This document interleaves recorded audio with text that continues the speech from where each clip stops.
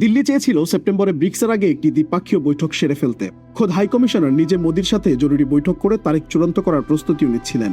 কিন্তু গত সপ্তাহে ঢাকার পররাষ্ট্র মন্ত্রণালয় পরিষ্কার জানিয়ে দেয়, আগে চাই সহায়ক পরিবেশ, আর সেই পরিবেশের চাবি এখন দিল্লির হাতে। কিন্তু এই জটটা কি? ডিপ্লোম্যাটিক মহলের খবর বলছে ঢাকা এবার বেশ শক্ত অবস্থান নিয়েছে। ভারতের সামনে দুটি কড়া শর্ত ঝুলিয়ে দেওয়া হয়েছে। প্রথমত, প্রত্যর্পণ চুক্তি অনুযায়ী ভারতে বসে থাকা শেখ হাসিনা সহ অন্যান্যদের দ্রুত দেশে ফিরিয়ে দিতে হবে। দ্বিতীয়ত, শরীফ ওসমান হাদি হত্যাকাণ্ডে অভিযুক্তদের সোপর্দ করতে হবে বাংলাদেশের হাতে।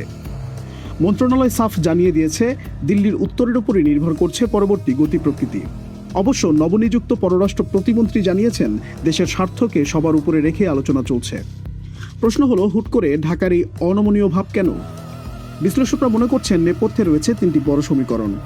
এক, দিল্লিতে বসে শেখ হাসিনার রাজনৈতিক বক্তব্য ও প্রেস ব্রিফিংয়ে ঢাকা ভীষণ চটেছে। একে সরাসরি অভ্যন্তরীণ রাজনীতিতে নাক গলানো মনে করছে সরকার। দুই, একই সাথে হাসিনা কার্ড খেলা আর বন্ধুত্বের সম্পর্ক টিকিয়ে রাখা পাশাপাশি চলে না। দিল্লিকে এই বার্তাটি পরিষ্কার করে দেওয়া হয়েছে। তিন, কূটনীতিতে সার্বভৌমত্ব ও জাতীয় মর্যাদার প্রশ্নে কোনো আপোষ করবে না বর্তমান প্রশাসন। খেলার আগেই তাই নিয়মটা স্পষ্ট করে দিতে চাইছে ঢাকা। অবশ্য এই শর্ত কতটা বাস্তবসম্মত তা নিয়ে দ্বিধা বিভক্ত বিশ্লেষকরা। এক পক্ষ বলছেন, দালাই লামার মতো রাজনৈতিক আশ্রয়প্রাপ্তদের তালিকা ধরে কখনোই কাউকে ফেরত দেয়নি ভারত।